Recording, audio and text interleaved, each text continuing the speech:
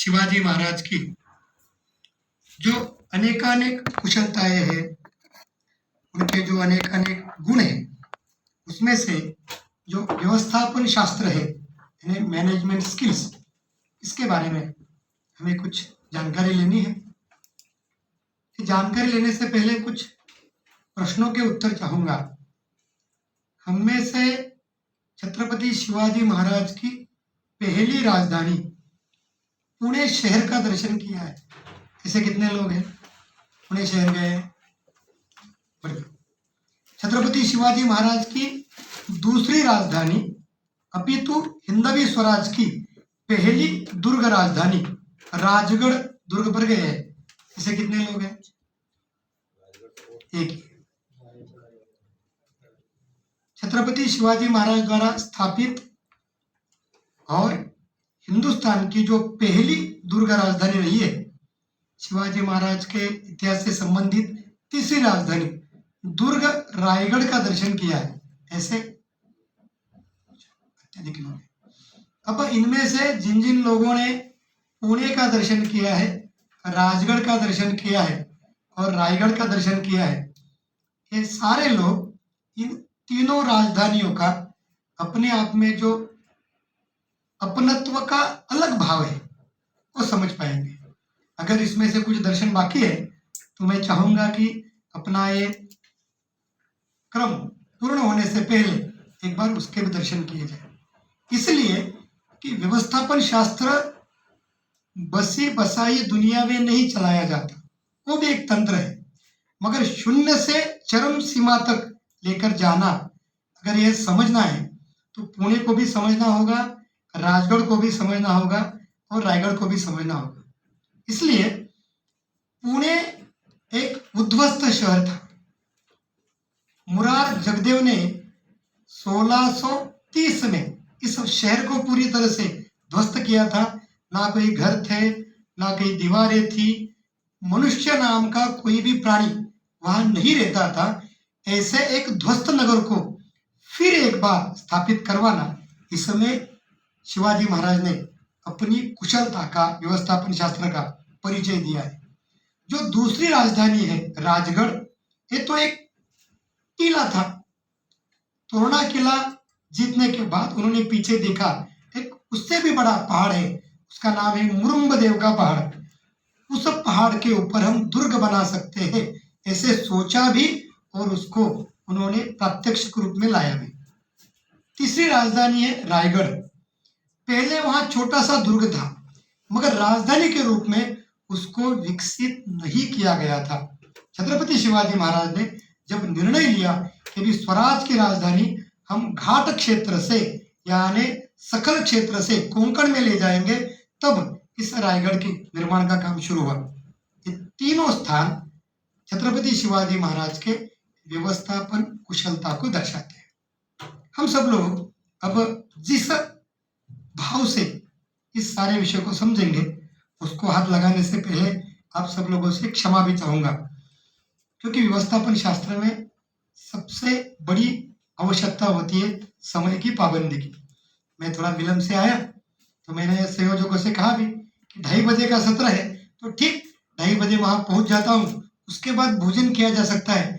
और उन्होंने भी कहा आधे लोग तो अभी भोजन ही कर रहे हैं, इनके साथ मिल जाइए। छत्रपति शिवाजी महाराज को समझना है तो समय की पाबंदी बहुत आवश्यक है। आज मुझसे 15 मिनट का विलंब हुआ है, इसलिए शिवाजी महाराज और आप सब महानुभाव सबसे क्षमा प्रार्थी हूं। छत्रपति शिवाजी महाराज को अगर सही ढंग से समझना है तो हमें उनके गहराई तक जाना पड़ेगा। हम में से अत्यधिक लोग अमेरिका में जाने के सपने देखते हैं, बहुत लोग जाते भी हैं। उस अमेरिका के न्यूयॉर्क शहर के पास में एक वेस्ट पॉइंट है, वेस्ट पॉइंट मिलिट्री एकेडमी। उसकी विशेषता क्या है? तो इस मिलिट्री एकेडमी से हर एक जनरल को गुजरना पड़ता है, चाहे पैटर्न का निर्माता जनरल पैटर्न हो या और कोई भी, वो वेस्ट पॉइंट मिलिट्री एकेडमी के शिक्षा सूत्रों को अपने अंदर लाता है, फिर ही आगे बढ़ सकता है। इस वेस्ट पॉइंट में विश्व भर में जो बड़ी बड़ी लड़ाइयां लड़ी गई, उन सबको थोड़ी सी बालू वैक्स इसके सहारे म्यूरल्स के रूप में स्थापित किया गया है। भारतवर्ष की 2 लड़ाइयां उसमें है, विश्व की 10 लड़ाइयों में से, और वो दोनों की दोनों महाराष्ट्र के इतिहास से संबंधित है।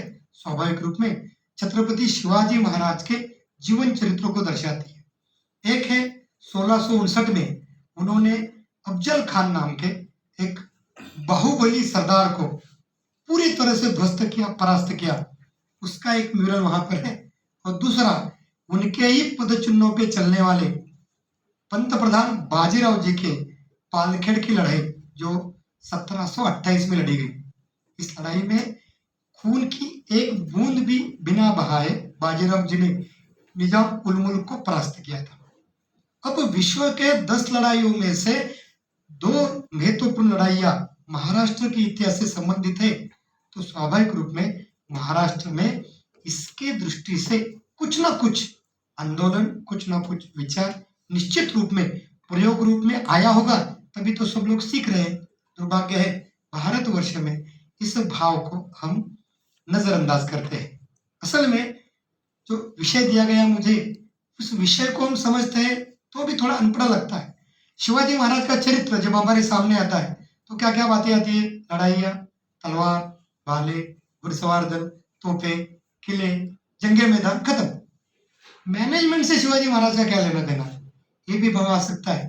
बस इसको ठीक करने का प्रयास अभी हम करेंगे। विंस्टन चर्चिल जो दूसरे विश्व युद्ध में ब्रिटेन के पंतप्रधान थे, प्रधानमंत्री के जीवन चरित्र को हमें थोड़ा समझने की आवश्यकता आन पड़ती है, क्योंकि भारत भी ऐसा देश है कि जब तक बाहर से कुछ आता नहीं तब तक यहाँ कितना अच्छा है ध्यान में आता नहीं। विंस्टन चर्चिल कहा करते थे, longer you look back further you can look forward. अगर हमें आगे तक जाना है, आगे तक पहुंचना है, तो हमारे इतिहास की गहराई को भी समझने की आवश्यकता है। विंस्टन चर्चिल दूसरे विश्व युद्ध में लंदन के रास्तों से चलते थे, सबको कहते थे, भैया जानते हैं हम ताकत में कम है, जर्मन हमें परास्त कर सकते हैं, हो सकता है हमें से यहाँ भागना पड़े, हम यहाँ से भाग भी जाएंगे, फिर भी अपने स्वाधीनता के लिए, अपनी देश की स्वाभिमान के लिए लड़ते रहेंगे। विंस्टन चर्चिल यह 20वीं सदी का शिवाजी महाराज का ही स्वरूप हम मान सकते हैं, क्योंकि ऐसा ही भाव शिवाजी महाराज ने उस समय में प्रकट किया था जब ये सारा क्षेत्र लगभग 350 वर्षों तक पराधीन था। इस देश के ऊपर पहला आक्रमण तो हम सब लोग जानते हैं, अलेक्जेंडर का था ईसा पूर्व 327 में। उसके बाद शक आए, हूण आए, 711 में मोहम्मद बिन कासिम आया, 1001 से 1026 के बीच में गजनवी मोहम्मद 17 बार आया, 1176 से 1192 के बीच में मोहम्मद शहाबुद्दीन घोरी आता गया। उसके बाद खिलजी वंश आता है। महाराष्ट्र का और छत्रपति शिवाजी महाराज का लेना देना खिलजियों से, क्योंकि आज तक जितने भी आक्रमण हुए, इन सारे आक्रमण को उन समय के कुशल सेनानियों ने महाराष्ट्र के सीमा क्षेत्र में रोक के रखा था। ये दक्षिण में पहुंचे नहीं थे।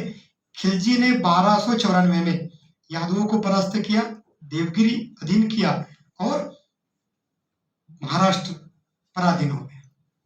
1307 में दूसरे आक्रमण में दूसरी बार परास्त हो गया। 1307 से 1309 के बीच में पूरा दक्षिण हिंदुस्तान यह पराधीन हो गया। उत्तर हिंदुस्तान को पराधीन कराने के लिए 550-600 वर्ष लगे। दक्षिण हिंदुस्तान को परास्त करने के लिए मात्र 2 वर्ष लगे।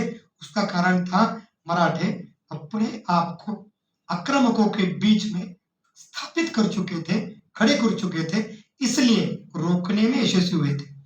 मगर जब 350 वर्षों की दास्यता मराठी लोगों ने सही, तो स्वाभाविक रूप में छत्रपति शिवाजी महाराज के जन्म के नाते एक नया नेतृत्व महाराष्ट्र को, स्वाभाविक रूप में हिंदुस्तान को भी मिला। जैसे मैंने कहा, पुणे का पुनर्निर्माण शिवाजी महाराज को करना पड़ा। आयु के 11वें वर्ष में वे बेंगलुरु से जब पुणे आए तो उन्होंने देखा कि सारा पुणे ध्वस्त है, कहीं गढ़िया नहीं है, कोई मकान नहीं है, कोई भवन नहीं है, गांव की रक्षा करने वाले जो गांवकुश होते हैं वो भी तोड़े गए हैं, बड़े बड़े जो प्रवेश द्वार होते हैं जिनको बंद करने के बाद कोई भी अंदर नहीं आ सकता, वो तोड़े गए हैं। तो यह अगर फिर से ठीक करना है तो पहले यहाँ जनजीवन की स्थापना करना आवश्यक है।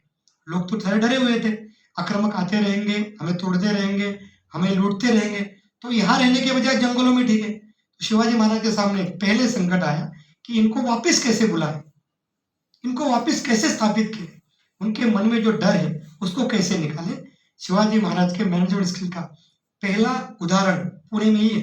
शिवाजी महाराज ने सबको बुलाया, बसाया और कहा यहाँ आप रहो, इसके बाद कोई भी आक्रमण पुणे के ऊपर नहीं होगा, इसकी चिंता मैं और मेरे साथी करेंगे। लोगों ने कहा क्या करेंगे, खेती करनी आती है, खेती के औजार नहीं है, शासन से दिए गए, पशु नहीं है, बैल दिए गए, गाय दी गई, हम सब लोग नए नए आए हैं, अभी हम टैक्स नहीं भर सकते। शिवाजी महाराज ने 5 वर्षों के लिए लगान पूरा माफ करवा दिया। उस समय की स्थिति के अनुपात में इस स्वराज के लिए आवश्यक जो वृद्धि है, धान की आवश्यकता है, वो संख्या पूरी नहीं कर पाती। अत्यधिक लोग लाए गए, अत्यधिक जमीन चाहिए, तो शिवाजी महाराज ने ऐलान कर दिया आसपास के जितने भी जंगल है वो तोड़ दो, वहां आप उपजाऊ जमीन बनाओ, वहां जो उपजाऊ जमीन बनेगी उसके ऊपर आपको 10 वर्षों तक लगान देने की बिल्कुल आवश्यकता है। सोचिए, लगान माफ करने की पद्धति अभी भी प्रचलित है। पूरे देश भर में चुनाव आते हैं तो लगान माफी की घोषणा हो जाती है, लोग चुनाव में अपने अपने वोट डाल देते हैं और उसके बाद लगान माफी भी होती है, मगर कुछ अंशों में। शिवाजी महाराज ने किसी को भी पूरी तरह से माफ नहीं करवाया। एक दल को कहा 5 साल के लिए, दूसरे को कहा 10 साल के लिए, और 10 वर्ष के बाद सबको कहा गया अभी आपको 42% लगान देना है। वर्तमान भारतवर्ष में 30% लगान है, फिर भी हम उसकी चोरी करते हैं, हम उससे बचने का प्रयास करते हैं। तो सामान्य किसान 42% कहाँ से देंगे? अगर गहराई में जाएंगे तो ध्यान में आता है कि शिवाजी महाराज ने उसके लिए जो अपनी कुशलता दिखाई वो महत्वपूर्ण है। समझ लीजिए 1642 में स्वराज के उस पूरे क्षेत्र में 500 बोरिया धान यानी चावल आते हैं। शिवाजी महाराज ने कहा 5 वर्षों तो लगान नहीं देना है, तो ये सारे के सारे 500 बोरिया चावल हर एक किसान के घर में जाने वाले। 10 वर्ष के बाद की स्थिति, जो जमीन जंगलों ने जकड़ी हुई थी उसको मुक्त करवाया, स्वाभाविक रूप में 5 से 6% अत्यधिक जमीन ये उपजाऊ हो गई। जहां हम 50 बोरिया चावल निर्माण करते थे, वहां अभी 2500 बोरिया चावल निर्माण होने लगा। और उसमें से देना कितना है? 42%। मुगलों के समय में था 60%, यानी 40 घरों में जाएगा, 19 ये मुगलों के अधीन जाएगा। वो भी निश्चित रूप में जाएगा, ऐसे नहीं। अगर आक्रमण हो गए सारे के सारे चावल ये सीधे मुगलों के अधीन हो जाएंगे, हमारे हाथ में कुछ बचेगा नहीं। शिवाजी महाराज ने जो ये नई तरकीब डाली, इसके कारण हर एक घर में 240 गांव में 240 बोरियों के बजाय 1750 बोरियां बचने लगी। स्वाभाविक रूप में समृद्धता आ गई। जब समृद्धि आती है तो मनुष्य को अपने अपने सुखों की भी इच्छा होती है। ध्यान में आता है पाँव में जूते नहीं है, जूते चाहिए। चमार भाई के पास में गया, एक जूता सिलवा दो, उसकी रोटी की व्यवस्था हो गई। मुझे नए कपड़े लेने में कोई आपत्ति नहीं अभी, फिर नए कपड़े लिए, व्यवहार शुरू हो गया। दर्जी के पास गया, कपड़े सिलवाए, नया व्यवहार शुरू हो गया। मकान बनाना है तो फिर लोहार है, लौंडी है, अलग अलग व्यवस्थाएं जो जो समाज में स्थापित है, हर एक व्यक्ति के हाथ को काम मिलने लगा। स्वाभाविक रूप में जिसको हम सुजलाम सुफलाम कहते हैं, ऐसी परिस्थिति सब लोगों ने अनुभव की। छत्रपति शिवाजी महाराज ने जैसी ये व्यवस्था स्थापित की, उसके बाद इस स्वराज को बढ़ाने की दिशा में अपने कदम उठाए। अब यहाँ से अपना मैनेजमेंट स्किल का जो लेखा जोखा है, अभी जो प्रयास चल रहा है, उसके बारे में सोचने की आवश्यकता पड़ती है। मगर इन सारे विषयों के लिए सबसे अधिक आवश्यकता होती है चरित्र की। लोग किन की सुनेंगे? समझ लीजिए मैं बॉस हूँ, सब लोग एम्प्लॉई है, वो तब मेरी सुनेंगे जब मेरे अंदर सुनाने लायक कुछ हो। सुनाने लायक तब आ जाता है जब मैं उसके ऊपर कुछ अमल करूं, व्यवहार करूं। नहीं तो लोग कानों से सुनते हैं, दिमाग से नहीं, मन से नहीं, हृदय से नहीं। अगर हृदय से, मन से सोचना है, सुनना है और अमल में लाना है तो ये बात भिड़नी चाहिए। वो तब भिड़ेगी जब वो चरित्र की राह पे चलने के लिए काबिल हो जाएगा। शिवाजी महाराज के जीवन में 2-3 प्रसंग आते हैं। एक तो रांझा का पाटिल था। शिवाजी महाराज की आयु है 16 वर्ष की। उस आयु में इस पाटिल ने बाबाजी बिन भुकाजी गुजर एक नारी के ऊपर, एक बहन के ऊपर अत्याचार किया। शिवाजी महाराज गुस्सा हो गए। जैसे जानकारी मिली, कुछ अपने सैनिक भेजकर पकड़ कर लाया गया और सीधी शिक्षा दी गई, इसके दोनों पैर घुटनों से और दोनों हाथ कोयने से काट दो। अपाहिज बना दिया और कहा गया इसको हर रोज रांझे गांव के चौपाल में बिठा के रखना। किसी भी हाल में दिन के उजाले में ये ना छिपेगा ना किसी घर में जाएगा। सब लोगों ने पूछा क्यों? स्वराज की व्यवस्था में अगर किसी को दंडित किया जाता है तो वो दंड का स्वरूप क्या हो, ये भी सबके ध्यान में आना चाहिए। इसकी व्यवस्था कौन करेगा? शिवाजी महाराज बहुत ही न्यायप्रिय थे। उन्होंने उसी पाटिल के भतीजे को वो पाटिल की प्रदान की, वो खालसा नहीं की, वो राज के साथ जोड़ी नहीं। उन्हें कहा आज से इस गांव का पाटिल तू, सारी चिंता तू करेगा, जो महसूल मिलेगा उसका जो हिस्सा निश्चित है तुझे प्राप्त हो सकता है, मगर तू अपने चाचा की चिंता करना, उसको हर रोज नहलाना, भोजन खिलाना, यहाँ लाकर बिठाना और अंधेरा होने के बाद वापिस घर पर लेकर जाना। यानी शिक्षा देने के बाद भी उसकी व्यवस्था में कोई भी त्रुटि नहीं रखी गई। न्याय ऐसे होता है। भारतवर्ष में हमने पिछले वर्षों में अत्यधिक बलात्कारों के बारे में सोचा है। कहीं फांसी की शिक्षा दी जाती है, कहीं कारागृह में डाला जाता है, मगर ये रुकता नहीं है। क्यों नहीं रुकता है? कि दंड भी वैसा नहीं। अगर दंड सही हो तो गड़बड़ नहीं होती। अब रांझे का पाटिल शिवाजी महाराज के रिश्ते में तो था नहीं, मगर जो रिश्तेदार थे उन्होंने कहीं गड़बड़ी करने का प्रयास किया तो न्याय सबके लिए एक समान है।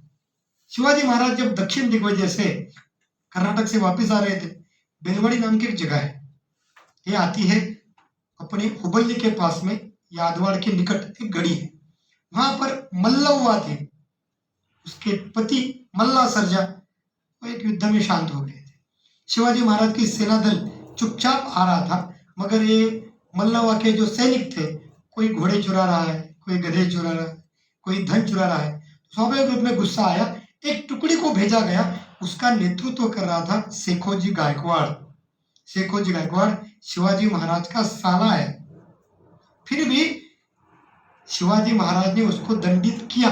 क्यों? मल्लवा को परास्त करने के बाद उसने भूलवश उनके पल्लू को हाथ लगाने का प्रयास किया। शिवाजी महाराज ने उसको बख्शा नहीं, उसकी आंखें निकाली। अगर कोई ऐसी हरकत करने का प्रयास करता है, आंखें निकाली गई फिर भी जीवित है, हाथ पांव तोड़े गए फिर भी जीवित है, यानी दंडित व्यक्ति हमेशा समाज के लिए उदाहरण के रूप में प्रस्तुत किया जाता है। कौन कैसी गलती करेगा? शिवाजी महाराज स्वयं बहुत ही चरित्रवान थे। अब चरित्र की बात करनी है तो शत्रुओं से पूछना पड़ेगा। औरंगजेब अपने पत्र में, जो पत्र उसने मोहम्मद खापी खान को लिखा है, अभी वो प्रकाशित भी है, मासिरे आलमगीर नाम का ग्रंथ है, उसमें वो पत्र प्रकाशित है। उसमें औरंगजेब कहता है मेरा शत्रु बहुत ताकतवर नहीं है, उसका सेना सागर भी बड़ा नहीं है, फिर भी मैंने जितने जितने सेनापति भेजे सबको उसने परास्त किया। उस परास्त करने के पीछे उसकी ना सेना है ना बल है, उसका चरित्र है। आकाश जैसे अथांग और दूध जैसा शुभ्र स्वच्छ चरित्र जिसका है, उसको अल्लाह भी परास्त नहीं कर सकता। ये औरंगजेब का कथन है। अगर शत्रु शिवाजी महाराज के चरित्र के बारे में ऐसा कह रहा है तो हमें उस चरित्र की गहराई को समझने की आवश्यकता है। चरित्र अपने आप खड़े नहीं होते। आजकल चरित्र लिखे जाते हैं पैसे देकर चरित्र लिखे जा सकते हैं, लिखवाए जा सकते हैं, मगर चरित्र का निर्माण हर एक व्यक्ति को स्वयं से करना पड़ता है। इंडिविजुअली कुछ ना कुछ प्रयास करने पड़ते हैं। ये शिवाजी महाराज ने किए, इसलिए आगे चलकर वो कुछ ना कुछ कर पाए। उन्होंने अपने जीवन चरित्र में किसी को भी दया नहीं दिखाई, किसी अपराधी को भीख में भी जीवन देने का प्रयास नहीं किया। ऐसा इन्होंने शत्रुओं के साथ किया, ऐसा ही नहीं है। आदिल शाह का एक पत्र है, इसमें आदिल शाह, मोहम्मद आदिल शाह कहता है कि शिवाजी महाराज हर एक शरणार्थी को और स्त्रियों को बख्श देता है, उनको कभी भी वो अपहृत नहीं करता, कारागार में नहीं डालता, कोई भी नुकसान नहीं पहुंचाता। शिवाजी महाराज की सेना बच्चों के ऊपर भी रहम दिखाती है, किसी की बच्चों को हाथ नहीं लगाती। शत्रु ऐसा कह रहा है क्योंकि शिवाजी महाराज के शिवशाही का स्वरूप इस रूप में प्रतीत हो रहा है।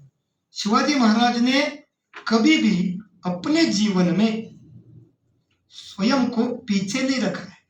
अगर जीवन में यशस्वी होना है, किसी भी कारोबार को ठीक करना है, तो उसकी आवश्यकता पड़ती है you should give your example as a leader. हमें स्वयं को स्थापित करवाना पड़ता है, हमें स्वयं को आगे लाना पड़ता है। इसके सबसे बढ़िया दो उदाहरण, एक तो अफजल खान का है। अफजल खान 22,000 की सेना टुकड़ी लेके आया था। अफजल खान दक्खन से पूरी तरह से वाकिफ था, क्योंकि जिस वाई में ये आया था उस वाई का 10 वर्ष तक का मौका यानी इंचार्ज वो था, इसलिए इस सारे क्षेत्रों को से भली भांति अवगत था। फिर भी शिवाजी महाराज उसी वाई के जावली कोरे में प्रतापगढ़ पर छिप गए थे और उन्होंने अफजल खान को बुलाया, भेजा। अब इसमें महारत थी सोनोपन दबीर की, जो उनका सबसे बड़ा वकील है। अच्छा है कि अफजल खान जैसे नामचीन सेनानी को अपनी 22,000 सेना के साथ 65 ऊंट, 12,000 घोड़े, अनगिनत जवाहरात, ये सब लेकर प्रतापगढ़ के नीचे आने के लिए मजबूर किया था। वाई से प्रतापगढ़ की यात्रा लगभग 38 किलोमीटर की है। घना जंगल है, उस जंगल से रास्ते निकाले गए, इसके लिए व्यवस्था की गई। ये कैसे हो पाया? शिवाजी महाराज ने अफजल के अहंकार को फुलाया। अब वो स्वयं को वज्र तो मानता ही था भी, जिसको हम शहनशाही हिंदुस्तान कहते हैं, ऐसे औरंगजेब को भी उसने एक बार जकड़ लिया था, कैद में डालने की पूरी योजना बनाई थी। पूरी लोहे की हाथ में लेके वो उसको फोल्ड भी कर सकता था, सीधा कर सकता था। अगर कोई तोप जा रही है, उसका पहिया टूटा, ये अफजल खान अपना कंधा लगाकर इस तोप को खड़ा कर सकता था। इतनी ताकत भी थी, इतना बुद्धिशाली भी था, मगर अहंकार को फुलाते फुलाते गुब्बारे को इतना बड़ा किया गया। मैं गुब्बारा हूं, ये भूलकर सीधे शिवाजी महाराज के चपेट में आए। इतना बड़ा सेनानी शिवाजी महाराज ने मात्र 10 मिनट में समाप्त करवा दिया। हमें कहानी मिलती है वाघनख की। असल में वाघनख के लिए कोई प्रमाण नहीं है। शिवाजी महाराज ने तलवार से ही अफजल खान को मारा, क्योंकि उसको बुलाया ही था मारने के लिए। जब वे राजगढ़ से निकले प्रतापगढ़ के लिए, तो जिजाऊ ने उनके सामने कहा था, उनको आज्ञा दी थी कि अपने बड़े भाई का जो ऋण है उसको समाप्त करवाना। इसी अफजल ने कर्नाटक के कनकगिरी की लड़ाई में शिवाजी महाराज के एकमात्र बड़े भाई, वो भी शंभूराजे थे, उनको बर्बरता से, क्रूरता से मरवा दिया था। आपल्या दादाचे उसने फेडणे, ऐसा बखरकार का शब्द है। अगर मां की आज्ञा है, इसको मारना है, तो शिवाजी महाराज आक्रमण करने के लिए अफजल को कोई भी मौका नहीं दे सकते, सीधा आक्रमण। इसके ठीक विपरीत शाइस्ता खान, अफजल खान बुलावे पे आया, मगर शाइस्ता खान ने 3 साल तक पुणे का लाल महल छोड़ा ही नहीं था। वो वहां बैठा हुआ था अंदर के अंदर। पूरे 3 वर्ष में उसके नाम पे ऊपर एक ही विजय है, वो भी है चाकड़ की। उसके गढ़ी को भी जीतने के लिए 55 दिन लगे। उसका एक भांजे थे उस सारी फौज में, एक कामदार खान, एक नामदार खान। कामदार खान फरजंदा बेगम का बेटा, उसकी शादी परी बेगम के साथ हुई थी, इसलिए शाहजहां शाइस्ते खान का वो जमाई भी है। अब वो अपने ससुर की तरह बिना दिमाग लगाने वाला। मगर नामदार खान थोड़ा चालाक था, उसने शाइस्ते खान के सामने विनती की, अर्जी की, अरे भाई साहब कितने दिन तक यहाँ बैठे रहेंगे, चलो हम आक्रमण करते हैं। जैसे अफजल गया था, जैसे ही ये शाइस्ते ने सुना, उसने कहा जो अफजल गया था अभी दिखने को नहीं मिलता, वो तो गायब हो गया। शिवाजी महाराज के ऊपर आक्रमण करना इतना सरल नहीं, हम मारे जाएंगे। अगर अल्लाह ताला की मेहरबानी हो गई, बच भी गए, तो औरंगजेब को लगेगा ये बड़े अच्छे सिपह सालार है, हमें वो काबुल कंधार भेज देगा। अगर बढ़िया है पुणे, यहाँ का माहौल अच्छा है, वातावरण अच्छा है, खाओ पियो मजे करो, क्यों ही झंझट में पड़े। अगर शाइस्ता बाहर नहीं निकल रहा है तो शिवाजी महाराज ने उसके ऊपर आक्रमण करना निश्चित किया, और शिवाजी महाराज उसकी 1.5 लाख की सेना सागर में मात्र 200-250 लोगों को लेकर गए थे। आज ही का दिन है वो 5 अप्रैल 1663। इस दिन छत्रपति शिवाजी महाराज ने शाइस्ते खान जैसे औरंगजेब के बड़े मामा को बर्बरता से परास्त भी किया और वहां से भगा भी दिया। अब इसमें शिवाजी महाराज के टाइम मैनेजमेंट का सबसे बढ़िया उदाहरण सबके सामने आता है। शिवाजी महाराज ने अपने सारी सेना टुकड़ी को 200-250 लोगों को अलग अलग भेष बनाकर अंदर भेज दिया था, और सबको बाहर निकालना था। पुणे के ठीक सामने उत्तर दिशा में जो भंबूडा है, आजकल शिवाजी नगर कहते हैं उसको, वहां से बाहर निकालना था। तो वहां लगभग 250 घोड़ों की व्यवस्था करने के लिए नेतोजी पालकर को कहा गया था। घोड़ा कोई शांत प्राणी नहीं है, वो अपने टापू की आवाज करता है, फुरफुराता रहता है। अगर ये घोड़े रात मध्य रात्रि के दूसरे प्रहर में लाने के लिए कहा गया था, कुछ समय पहले आते तो सारी सेना टुकड़ी जागृत हो जाती, और विलंब से आते तो फिर शिवाजी महाराज की कहानी या फिर उनके गुण बताने की भी आवश्यकता नहीं पड़ती। शिवाजी महाराज की सारी व्यवस्था में समय की पाबंदी इतनी अटूट थी कि ठीक समय पे नेतोजी आया, ठीक उसी समय शिवाजी महाराज लगभग शाइस्ते खान को मार ही दिया है ऐसा समझकर नदी तैरकर पार करके भंबुड़ा में आए थे, और वहां से सिंहगढ़ के लिए निकल गए। एक आक्रमण अपने क्षेत्र में बुलवाया गया, दूसरा आक्रमण शत्रु के क्षेत्र में करवाया गया, दोनों जगह पे जीत ही जीत है। परिस्थिति कैसी भी हो, उस परिस्थिति को अपने अनुकूल बनाना, जैसे हमें चाहिए वैसे उस परिस्थिति को मोड़ना, और उस परिस्थिति का सामना करते समय स्वयं को सबसे आगे स्थापित करवाना। शिवाजी महाराज ने अफजल खान को मिलने के लिए किसी भी बहुरूपियों को नहीं भेजा है, स्वयं गए। शाइस्ते खान के ऊपर आक्रमण करने के लिए किसी दूसरे सेनानी की योजना नहीं की, स्वयं गए। आक्रमण जितने बड़े, संकट जितने बड़े, हर एक बड़े संकट में शिवाजी महाराज ने प्रथम पुरुषी एकवचनी यानी सिंगुलरली खड़ा होकर उसका सामना किया है। इसीलिए सारे लोग शिवाजी महाराज के अनुगामी हो गए और उनके सुनने लगे। चरित्र है, चरित्र के साथ साथ अपना नेता संकट के समय सबसे आगे होता है, संकट का सामना स्वयं करता है, हमारा बचाव करने का प्रयास करता है।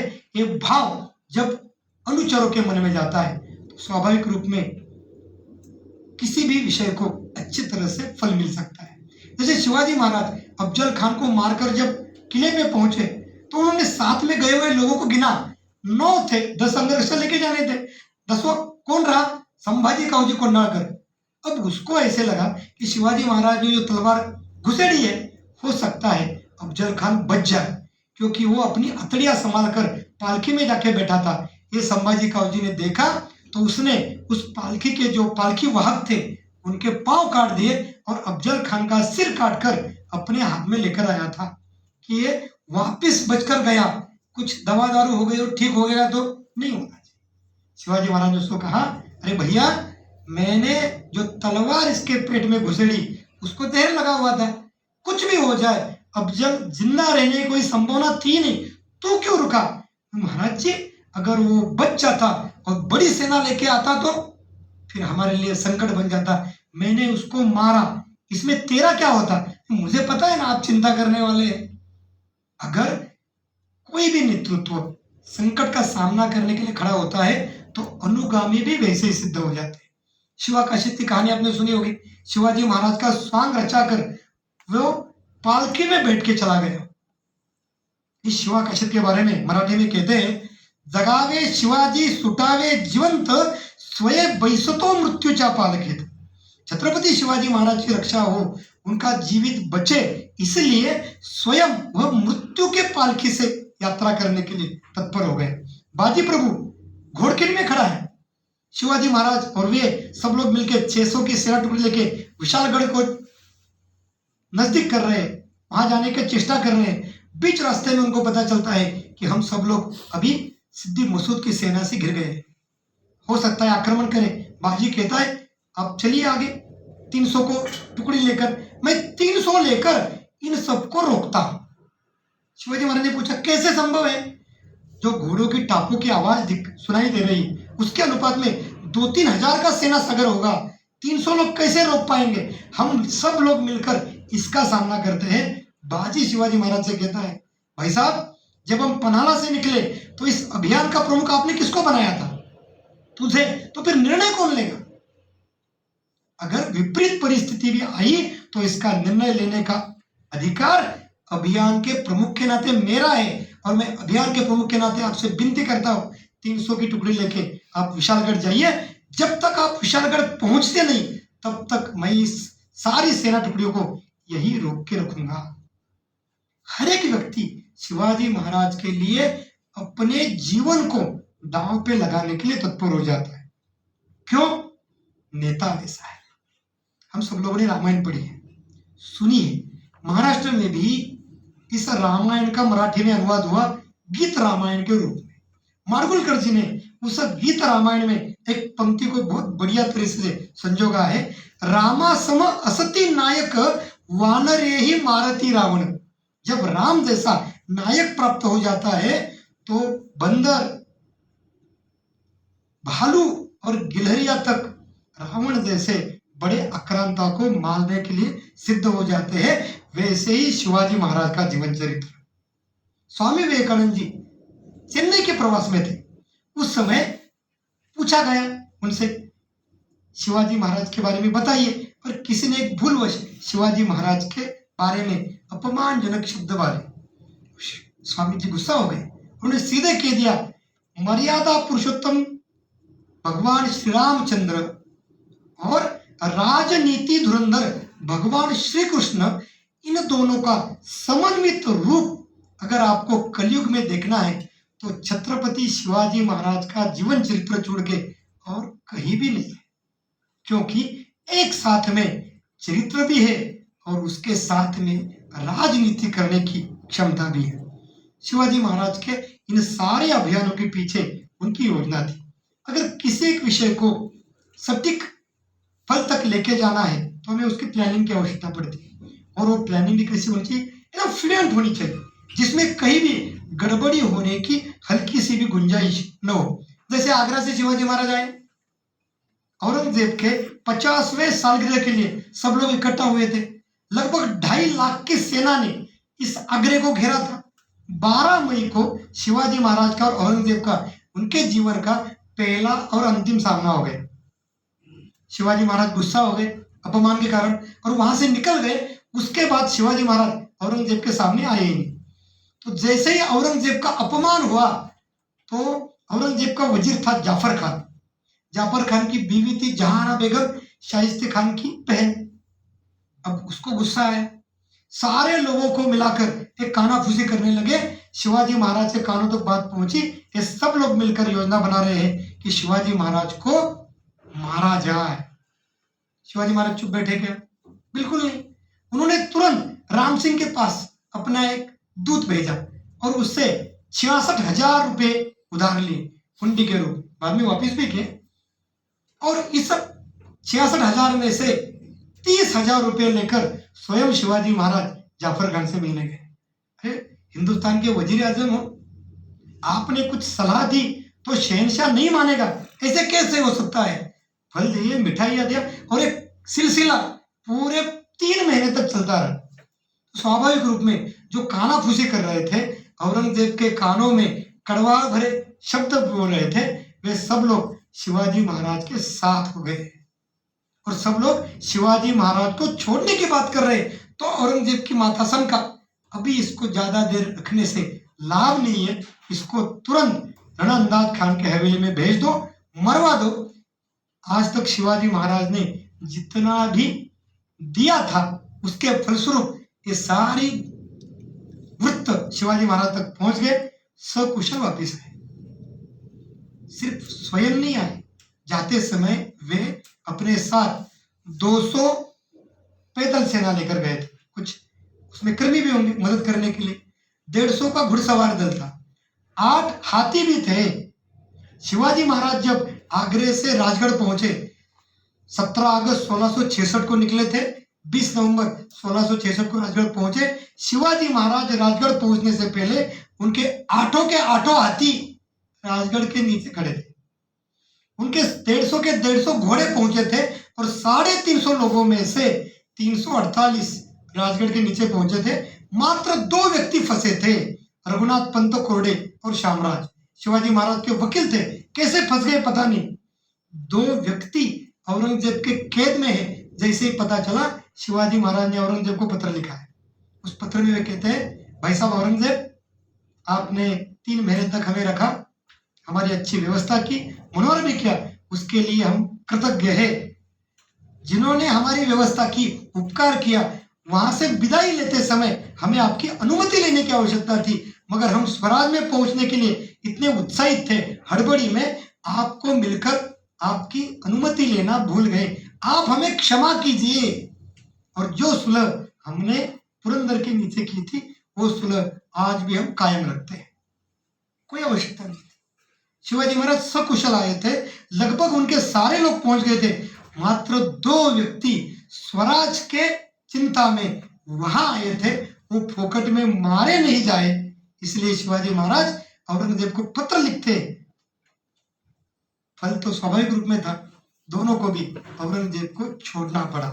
अगर नायक अपने लोगों की इतनी अच्छी तरह से चिंता कर सकता है, स्वाभाविक रूप में अनुगामी भी वैसे ही वर्तन करेंगे।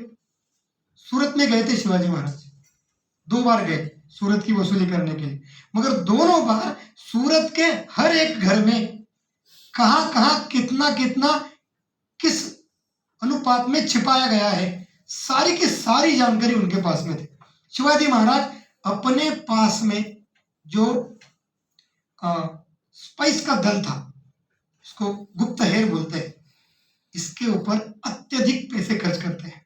अगर हम में से कोई भविष्य में कोई कंपनी स्थापित करना चाहता है या कारोबार स्थापित करना चाहता है, तो हमें अपने राइवल्स ढूंढने पड़ते हैं, उनके प्रोडक्ट समझने पड़ते हैं, वो प्रोडक्ट्स कितने अच्छे हैं, कितने सक्षम हैं, उसमें क्या क्या गड़बड़ियां है, वो समझनी पड़ती है। वो कैसे बेचे जाते हैं, कौन से डीलर के पास बेचे जाएंगे, किस भाव से बेचे जाते हैं, और हम इसके लिए क्या क्या कर सकते हैं, कहाँ कहाँ सेल लगा सकते हैं। ये मार्केटिंग का स्किल जिस मालिक के पास अच्छा है, वही मालिक अपनी कंपनी की तरक्की करवा सकता है। शिवाजी महाराज भी स्वराज की एक कंपनी स्थापित कर चुके थे, इसलिए उन्होंने जो अपना दल बनाया था वो इतना होशियार था और उसी लगन के साथ काम करता था। शिवाजी महाराज भी सबसे अधिक तनख्वाह उनको ही देते थे, क्योंकि वो महत्वपूर्ण है। सूरत में जाने से पहले कौन कौन से घर से कितना कितना धन लाना है, इसकी सूची वे अपने सैनिकों को देते हैं, और उतनी पूर्ति हुई क्या नहीं वो भी देखते हैं। ये बिना योजना के संभव नहीं होता। अगर किसी भी विषय में हमें यशस्विता पानी है, तो योजना कागज पे लानी, और कागज पे लानी हुई योजना जैसे के तैसे वास्तविक रूप में लाने का प्रयास करना चाहिए। स्ट्रेंथ और वीकनेस हर एक की होती है, अपनी भी होती है, सामने वाले पक्ष की भी होती है। उसको ठीक से परखना और परख कर अपने स्ट्रेंथ के आधार पर उसके वीकनेस को कैसे ध्वस्त किया जा सकता है, इसकी योजना बनाना इस दृष्टि से अधिक महत्वपूर्ण है। इसके साथ साथ ही स्वयं प्रेरणा भी आवश्यक होती है। अगर हर बार अपने ही सहयोगियों की सुनी जाए और उसके आधार पर योजनाएं बनाने का प्रयास करेंगे, तो गड़बड़ी हो सकती है। उनकी भी सुननी चाहिए, क्योंकि जो नेता है वो लोकमान्य होना चाहिए। वो हुकुमशाह जैसे होगा तो उसकी सुनी जाती है, अमल में नहीं ला जाती। अगर वो लोकमान्य है, समाज मान्य है, सबका मित्र है, तो स्वाभाविक रूप में इस दृष्टि से काम करने लगेंगे तो हमें यशस्विता मिल सकती है। ये शिवाजी महाराज ने अपने जीवन चरित्र में सही ढंग से दिखाया। संगठन कुशलता चाहिए। जो दल साथ में काम कर रहा है उससे काम करवाना है तो बहुत मुश्किल है। प्रायः हमने अनुभव किया होगा, मुझे आता है, सबसे बढ़िया मैं कर सकता हूं, अगर किसी को सौंपा जाए तो गलती हो सकती है। यही भाव हर एक क्षेत्र में। जब तक हम अपने जैसे विचार करने वाली, कृति करने वाली टोली को तैयार नहीं करते, समविचारी समकृति दल तैयार नहीं करते, तब तक उस योजना को सही ढंग से न्याय मिलने की संभावना नहीं है। जैसे शिवाजी महाराज ने अष्टप्रधान की निर्मित की थी। ये अष्टप्रधान या फिर कोई भी सेना का सेना नायक हो, सामान्य सैनिक भी हो, ना धर्म के आधार पर चिन्हित हुआ, ना जाति के आधार पर। इसमें से हर एक व्यक्ति ने शिवाजी महाराज के साथ जुड़ने के बाद ही इतिहास रचा है। शिवाजी महाराज के जीवन चरित्र का स्पर्श होने से पहले इनमें से किसी को भी इतिहास नहीं है। मानुसरे के परिवार में तानाजी से पहले इतिहास क्या? कुछ नहीं। कंको के परिवार में येसाजी से पहले इतिहास क्या? कुछ नहीं। बहिर जी के परिवार में, जादव परिवार में बहिर जी से पहले इतिहास कुछ नहीं है। रामा सम असती नायक। जब नेता अच्छा मिल जाता है तो हमारे अंदर जो स्वाभाविक गुण है उन गुणों को हम अच्छी तरह से ढाल सकते हैं। मगर ये तब होता है जब अधिकार के साथ साथ, दायित्व के साथ साथ उसको कुछ निर्णय करने के भी अधिकार दिए जाए। नहीं तो दायित्व देने में सब लोग काम करते ही है, दायित्व सहजता से देते थे, अधिकार कुछ नहीं है। शिवाजी महाराज के हर एक अष्टप्रधान मंडल के पास, हर एक सेनानी के पास वैसे अधिकार थे। अगर हमने उनके पंत प्रधान का ही उदाहरण लिया, मोरोपंत पिंगले, आज के अनुपात में 40 लाख रुपए का पैकेज था उनका, एक प्रधानमंत्री का। 3.5 रुपये का एक होम बन जाता है।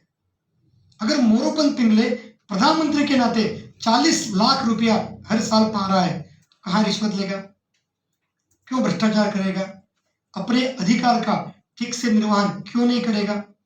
शिवाजी महाराज ने जो योजना बनाई, उस योजना में हर एक को उन्होंने पूर्ण स्वतंत्रता और पूर्ण स्वाधीनता दी। अगर कोई न्यायपालिका के साथ जुड़ा हुआ है तो उसके निर्णयों के साथ छेड़खानी नहीं करनी। वो भी निर्णय कैसे लिए जाए? समाज के 10-12 लोगों को, जो ज्ञानी भी है, विद्वान भी है, समाज की चिंता करने वाले हैं, ऐसे लोगों की गोद सभा बनाकर गोद सभा के निर्णय से, यानी वर्तमान का जो गणतंत्र है, लोकशाही है, उसका प्रथम चरण हमें शिवाजी महाराज की व्यवस्था में दिखाई देता है। गोद सभा के निर्णय से मुख्य न्यायाधीश निर्णय करेगा और उसके आधार पर शिवाजी महाराज निर्णय दे सकते हैं। सारे व्यवस्थापन क्षेत्र में एक विषय को महत्व दिया जाता है, एचआरडी का, ह्यूमन रिसोर्सेस। सबसे बड़ी उपलब्धि भी यही है और सबसे बड़ी कमी भी ये हो सकती है, क्योंकि शिवाजी महाराज के साथ जुड़ा हुआ एक आध दूसरा उदाहरण छोड़ा तो किसी ने भी महाराज जी का साथ नहीं छोड़ा है। कोई भी इनमें सेंध नहीं लगा सकता है। औरंगजेब स्वयं कहता है शिवाजी महाराज ने ऐसे लोग खड़े किए हैं जो झुकते नहीं, जो मरते नहीं, और उससे भी अधिक महत्वपूर्ण है जो बिकते नहीं। आजकल की सबसे बड़ी गड़बड़ी यही है। शिवाजी महाराज ने अपने मनुष्य निर्माण में हर एक को स्वयं का देखा हुआ स्वप्न देखने के लिए ही स्वभाव बनाया। स्वराज का स्वप्न शिवाजी महाराज से पहले किसी ने नहीं देखा था। मात्र 12 वर्ष के व्यक्ति ने यह सपना देखा और उस सपने को पूर्ण करने के लिए हर एक व्यक्ति कटिबद्ध हो गया। जैसे रामजी पांगेरा है, कनेरगढ़ नाम का एक गढ़ है बागलान में। उस बागलान के गढ़ में एक किलेदार के रूप में स्थापित था। दिलेर खान ने उसकी घेराबंदी की थी। 2 महीने हो गए, फिर भी ये 600 लोगों ने घेरे हुए गढ़ को ये छोड़ने के लिए तैयार नहीं।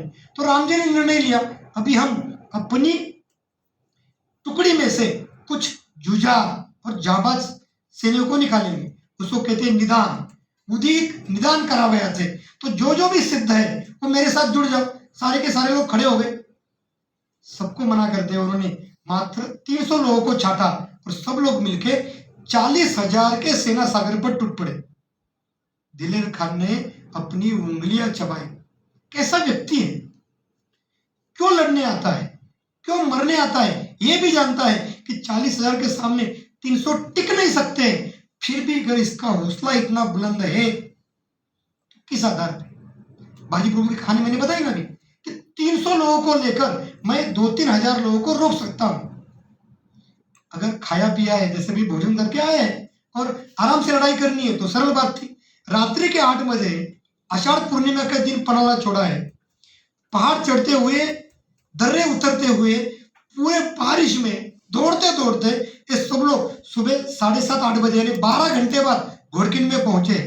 40 किलोमीटर की यात्रा रात के अंधेरे में चलते आए हैं, दौड़ते आए हैं, थके आ रहे हैं, हाफ रहे हैं, फिर भी जब संकट सामने दिखता है तो नया उत्साह प्राप्त करते हैं और जूझने के लिए तैयार हो जाते हैं। सबको पता है मरना है। स्वामी कार्यात उद्या मरुते आज, पण स्वामी कार्य पूर्ण करूच। अगर शिवाजी महाराज के काम में कल मरना है तो उसके बजाय हम आज ही मरने के लिए कटिबद्ध है, मगर हम अपने नेता को संकट में नहीं डालेंगे। अगर प्रतापगढ़ के माथी पे संभाजी कावजी कुंडालकर पीछे रहा है, इसके लिए शिवाजी महाराज चिंतित है, तो यहाँ शिवाजी महाराज के जीवित के लिए, उनके जीवन के लिए बाजी प्रभु और 600 लोग चिंता में, तो नेता की क्षति होने की संभावना ही नहीं है। तो हमें जब ह्यूमन रिसोर्सेज में काम करना है तो सिर्फ पढ़ाई नहीं देखनी है कि भाई क्या क्वालिफिकेशन है। मेरे अनुभव से शिवाजी महाराज के साथ काम करने वाले दल में से किसी का भी कोई डिग्री का शिक्षा हुई होगी तो संभव ही नहीं। हम सब लोग आजकल पोस्ट ग्रेजुएट है कि नहीं देखते, एमबीए है कि नहीं देखते, पीएचडी की हुई है कि नहीं देखते। शिवाजी महाराज ने ऐसा कुछ नहीं देखा। हर एक के अंदर में जो स्वाभाविक उपजत जन्मजात गुण है उसको ही देखा, उसको ही परखा और उतना ही तराशा। अगर जीवा माला अपना दान पट्टा बढ़िया से चला सकता है तो उसको लेकर वो पनालगढ़ के रास्ते पे नहीं गए, पावन खिंड में लेके नहीं गए। जीवा का उपयोग कहां पर है? जब अफजल खान को मिलने जाएंगे तो अफजल खान का जो बॉडीगार्ड है, बड़ा सैयद या फिर सैयद बंडा जिस नाम से आता है, वो जांबाज दान पट्टाधारी है, उसको रोकने के लिए ही इसका उपयोग है। यानी एक स्ट्रेटेजी, एक व्यक्ति दूसरे जगहों पे नहीं है। अगर दक्षिण के अभियान में जाना है, हाथी के साथ लड़ना है, तो वहां के लिए ईसा जी जैसी चपलता आवश्यक है, दूसरे किसी की आवश्यकता नहीं है। तो ईसा जी को वहां आगे किया जाता है। बाजी प्रभु दान पट्टे से लड़ सकता है मगर बॉडीगार्ड के रूप में उपयुक्त नहीं है। बाजी प्रभु अफजल के समय में भी है मगर उसको प्रतापगढ़ के सम्राटगढ़ में नहीं लाया जाता। उसको पावन खंड के लिए, पनालगढ़ के लिए, विशालगढ़ के लिए आने वाले आक्रमणों के लिए बचाया जाता है। तो हर एक व्यक्ति की कुशलता को भापना, उसके अंदर जो उपयुक्त गुण है उसको परखना और उसको उन्हीं गुणों के साथ वही काम करने के लिए प्रेरित करवाना, ये ह्यूमन रिसोर्सेस का सबसे बढ़िया काम शिवाजी महाराज ने किया, ये दिखाई देता है।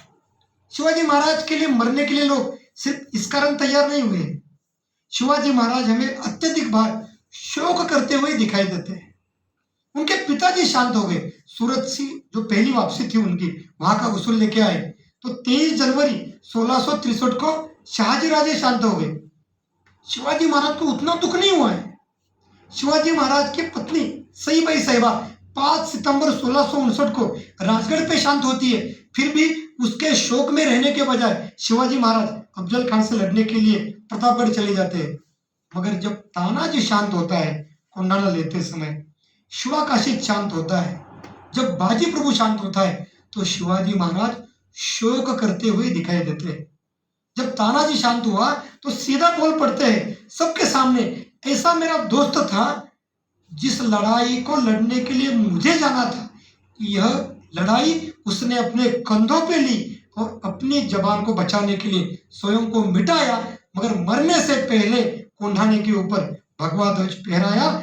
ऐसा दोस्त मुझे कहां से मिल सकता है? शिवाजी महाराज अपना, कोई तानाजी मालुसरे की बड़ी हैसियत है, बड़े पोस्ट पे, ऐसा नहीं है। तानाजी उस समय 1000 मावलों का प्रमुख है। उस समय शिवाजी महाराज की सेना लगभग 80-90 हजार तक पहुंच गई थी। उसमें से 1000 सेना टुकड़ी के नायक के बेटे की शादी में शिवाजी महाराज जाते हैं। बाजी प्रभु शांत होने के बाद बाजी प्रभु के माँ को मिलने आते हैं। एक उदाहरण है नागोजी जेदे। जब शिवाजी महाराज दक्षिण दिग्विजय के लिए गए थे तो उस समय मियाणा बंधुओं ने बहुत उधम मचाया था कोप्पल के आसपास। तो शिवाजी महाराज ने हम्बीराव मोहिते को भेजा। उस कोप्पल की लड़ाई में नागोजी जेदे के सिर में तीर लगा। जैसे ही तीर खींचा गया, छटपटा, वो युवक शांत हो गया। उसकी पत्नी गोदूबाई, नागोजी की आयु है 19 वर्ष की, गोदू की आयु है 13 वर्ष की, वो सती गई। अभी भी आप जाएंगे कारी में तो उनके वाड़े के पास में, भवन के पास में उस गोदू की समाधि बनी हुई है। शिवाजी महाराज के लिए नागोजी मरने के लिए तैयार होता है, शिवाकाशित मरने के लिए तैयार होता है, रामजी पांगेरा मरने के लिए तैयार होता है, सूर्यराव काकड़े मरने के लिए तैयार होता है, क्योंकि सबको पता है हम रहे नहीं रहे तो भी हमारी चिंता करने वाले शिवाजी महाराज पीछे है। जब तक शिवाजी महाराज है तब तक हमें चिंता करने की कोई आवश्यकता नहीं। प्रतापराव गुर्जर नेसरे में शांत हो गए तो शिवाजी महाराज ने उनके परिवार को खुला नहीं छोड़ा है। उनकी बेटी जानकी बाई के साथ अपने बालक की शादी करवाई है। छोटे से छोटे सैनिक के साथ, छोटे से छोटे अधिकारी के साथ में शिवाजी महाराज का प्रेम का, स्नेह का रिश्ता था, जो मैनेजमेंट स्किल में अत्यधिक आवश्यक है। शिवाजी महाराज यहां तक नहीं रुके, उन्होंने सहचारिता का यानी अलायंस का भी एक विचार सूत्र रखा। उत्तर से आने वाले मुगल बाहुबली है, ताकतवर है, उनके साथ ये हिंदू पद पातशाही नहीं लड़ सकती, उतनी क्षमता नहीं है उसकी। मगर अगर दक्षिण की आदिल शाही और कुतुब शाही हिंदू पद पातशाही के साथ मिल जाती है तो हमारा अलायंस मुगलों को दक्कन में नहीं आने देगा। शिवाजी महाराज का वचन है, दक्षिण की पातशाही दक्षिणियों के हाथ में, दक्षिण की राज व्यवस्था दक्षिण के लोग ही संभालेंगे। उत्तर के लोगों को ना हमें अक्ल सिखाने की आवश्यकता है, ना हमारे ऊपर कोई दबाव निर्माण करने की आवश्यकता है। आदिल शाह के जो छोटे छोटे राजपाट थे, जिला केंद्र थे, सूबे थे, उसको हत्या के ही शिवाजी महाराज के स्वराज की स्थापना की थी। मगर इस अलायंस के नाते शिवाजी महाराज स्वयं उनसे मिलने जाते हैं। 1679 में 1679 में जब अकाल पड़ता है, शिवाजी महाराज आदिल शाह के राज व्यवस्था में 10,000 बैलों के ऊपर धान भेज देते हैं।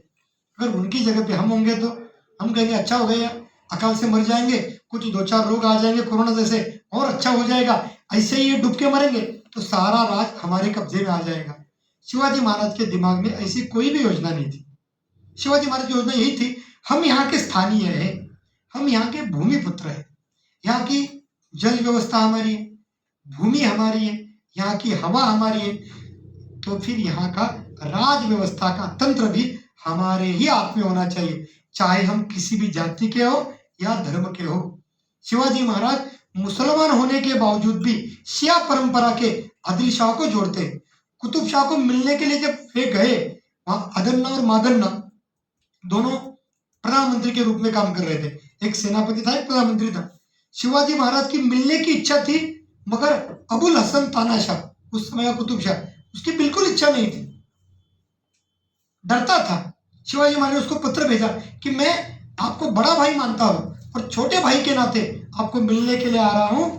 तो ये तानाशाह, कुतुब शाह डर जाता है, क्योंकि उसने इतिहास देखा है ना, जब ये चाचा को मिलने गए भतीजे के रूप में, उसकी आतड़ियां गायब हो गई, मामा को मिलने गए भांजे के रूप में, उसकी 3 उंगलियां कर दी, अब तो ये भाई बनने जा रहा है, हो सकता है गर्दनी गायब हो जाए, मना करता है।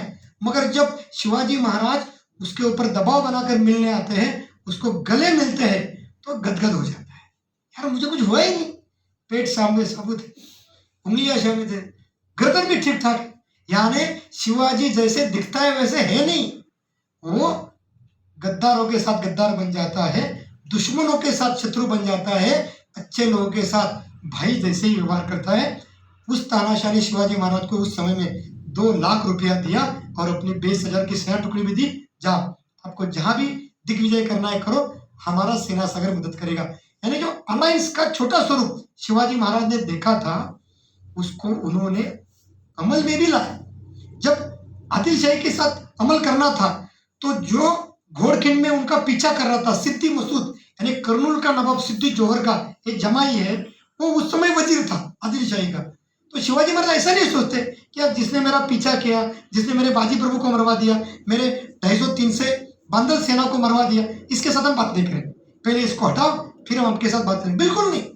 अभी की आवश्यकता है दक्षिण को मुगलों के आक्रमण से बचाना, मुगलों के आतंक से बचाना। हम सब लोग उस समय अपने छोटे छोटे पर्सनल एजेंडे बिल्कुल सामने लाएंगे। राष्ट्रहितापुढे तुच्छ नाती होती। जब राष्ट्रहित देश हित महत्वपूर्ण है तो उसको प्राधान्यता प्रथम क्रम में देनी चाहिए। ये शिवाजी महाराज का सूत्र इसमें दिखाई देता है।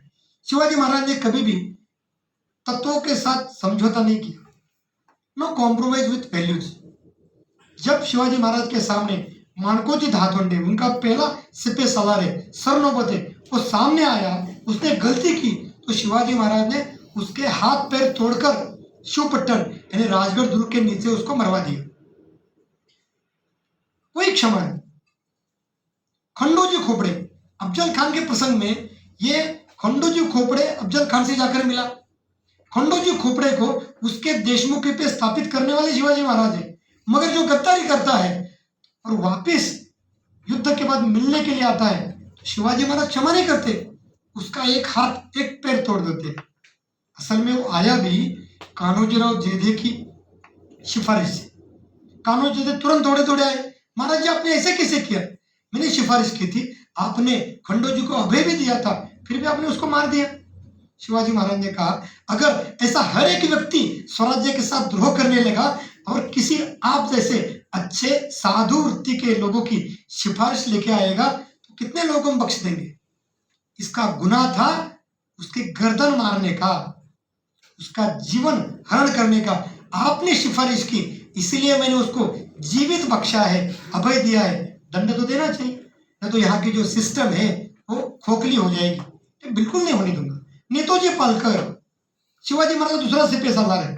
जब शिवाजी महाराज ने पुरंदर की सुलह की, उसके बाद मुगलों के सेनानी के नाते, अधिकारी के नाते उन्होंने पनाले की घेराबंदी की। नेतोजी समय पे नहीं पहुंच पाया। उस लड़ाई में शिवाजी महाराज के 1000 साथी मारे गए। उसी पनाले के नीचे सेनापति से सर सेनापति शिवाजी महाराज पूछते, समयासी कैसे नहीं पावला, वे समय पे क्यों नहीं पहुंचे? मैं आपको सर सेनापति के दायित्व से बर्खास्त करता हूं। तुरंत निकाल दिए, कुछ सोचा नहीं, क्योंकि हमारे तत्वों के साथ समझौता करने की आदत हमने डाल दी तो उस व्यवस्था को समाप्त होने में बिल्कुल देर नहीं लगती। ये इसलिए हो पाया क्योंकि शिवाजी महाराज दृष्टि रखते थे, उनकी विजन बहुत ही तगड़ी थी। हम सब लोग सुदूर अंतर पे क्षितिज को देखते हैं, मगर शिवाजी महाराज में क्षितिज से भी परे देखने की क्षमता थी। उन्होंने हर एक पहलू को समझा, जांचा, इसलिए उन समय के प्रशासक, उस समय के शासक जो नहीं कर पाए, उन्होंने ये स्वयं करके दिखाया। जैसे एक उदाहरण, राज व्यवहार कोश। उस समय सारे हिंदुस्तान में फारसी और उर्दू 2 भाषाओं का प्रचलन था। अगर हमने स्वतंत्र व्यवस्था खड़ी की है तो उस स्वतंत्र व्यवस्था के प्रतीक भी स्थापित होनी चाहिए। जैसे शिवाजी महाराज की मुद्रा, असल में वो तो 1641 में तैयार हुई थी। प्रतिपत चंद्र लेखे व वर्धिष्णु विश्व वंदिता, शाह सुनो शिवशेषा, मुद्रा भद्राय राजते, संस्कृत में है। ये हमारी मूल भाषा है, ये हमारे क्षेत्र की भाषा है, हमारा व्यवहार इसी के साथ होगा। ठीक है, सब लोगों को संस्कृत नहीं आती है तो हम सब लोग स्वराज की दृष्टि से मराठी का प्रयोग करेंगे। शिवाजी महाराज ने उस समय के उनके सूबेदार थे रघुनाथ पंत हनुमंत थे। उस समय का कर्नाटक, तेलंगाना, सीमांध्र और तमिलनाडु, चारों प्रांतों को मिलाकर जो इंचार्ज है, जो अधिकारी है, उसको उस काम से मुक्त करवाया, रायगढ़ किले पे 2 वर्षों तक बिठाया और उसके माध्यम से राज व्यवहार कोश की निर्मित की। 1476 नए शब्द उन्होंने मराठी में दी। कुछ लोगों के मन में प्रश्न जैसे, अरे महाराज जी, अगर हमने कुछ पत्र मराठी में भेजे तो अंग्रेज कैसे पढ़ पाएंगे, मुगल कैसे पढ़ पाएंगे, पुर्तगाली कैसे पढ़ पाएंगे? तो महाराज जी ने पूछा, अगर उनके पत्र हमारे पास आते हम क्या करते? भाई साहब, अपने पास तो दुभाषी है, ट्रांसलेटर है, वो उस भाषा का अपनी भाषा में अनुवाद कर देता है, हम समझ जाते हैं। मैंने कहा जितनी अकल हमें है उतनी अकल उनको भी होगी। क्या सारा अकल का ठेका हमें लगा है? अरे भैया, इस चक्कर में हमारे अत्यधिक मराठी भाइयों को इन सारे राज्य व्यवस्थाओं में नौकरी मिलेगी दुभाषी की। तो सारे लोगों को हम यहाँ नौकरी नहीं दे सकते, कुछ लोगों को बाहर भेजेंगे तो वहां भी कुछ ना कुछ अच्छा काम करेंगे, मगर वो काम करते समय भी अपने राष्ट्र का, स्वराज का हित में देखे, ऐसा प्रयास करना चाहिए। दूसरी सबसे बड़ी उपलब्धि शिवाजी महाराज की वो है नौसेना की। चोलों के बाद इस हिंदुस्तान में समुद्र पर कोई गया ही नहीं। सिंधु बंदी का प्रचलन चला और समुद्र में जाना हम अपराध मानने लगे। स्वाभाविक रूप में नौसेना का उद्धार नहीं हुआ। शिवाजी महाराज ने देखा जो जो आक्रामक आए हैं, या तो खुशकी से आए हैं, खैबर या गोलन दर्रे से, या फिर आए हैं समुद्र के रास्ते, चाहे अंग्रेज हो, चाहे डच हो, चाहे पुर्तगाली हो, चाहे सिद्धी हो, इनको रोकना है तो एक तो उनके घर में घुसकर मारना पड़ेगा, नहीं तो अपने क्षेत्रों की रक्षा करने की आवश्यकता है। तो अपने तटीय क्षेत्रों की रक्षा करने के लिए उन्होंने नौसेना के निर्माण की योजना की, मगर हमारे यहाँ वो अनुभव नहीं था। शिवाजी महाराज चुप नहीं बैठे, उन्होंने पुर्तगालियों के एक व्यक्ति को, उसका नाम है लुई वेंताओ वेगोस, उसको प्रस्ताव भेजा। जैसे अभी अपना स्थापन है, उस स्थापन में हम कुछ करना चाह रहे हैं, वो नहीं हो पा रहा है, तो बाहर से किसी एक्सपर्ट को बुलाना पड़ेगा। उसका जो मेहनताना है वो दे देंगे, मगर जो हमारे लिए आवश्यक है वो करवा के रहेंगे। ऐसे एक्सपर्ट उन्होंने लुई वेंताओ वेगोस और फर्नांडो वेंतास वेगो इनके रूप में बुलाए। वो अपने 450 लोगों को लेके आए और नौसेना का निर्माण शुरू हुआ। उस समय अभी अपने पास में वसई है, जब भी मौका मिले वगैरह होके आइए, वहीं से शिवाजी महाराज का पहला आरमारी बेड़ा सिंधु सागर में आया है। उस वसई में जो पुर्तगाली अधिकारी था अंत्रे क्रोस्त्रो, ये पत्र भेजता है पणजी को कि शिवाजी कुछ ना कुछ गड़बड़ कर रहा है, मगर उसने मुझे एक पत्र भेजा और कहा है कुछ जहाज इधर से जाएंगे भी आएंगे, वो सिर्फ लकड़ियां लेने जा रहे हैं, लकड़ियां लेकर आएंगे, आपको उसको धक्का नहीं लगाना है, आक्रमण नहीं करना है। मैं क्या करूं? ये बात है 1657 की। शिवाजी महाराज के खाते में क्या क्या है? तो फतेह खान को पराजित किया 1648 में, जावली को, मोरे को पराजित किया 1656 में। मात्र 2 ही चुटपुट के विजय है।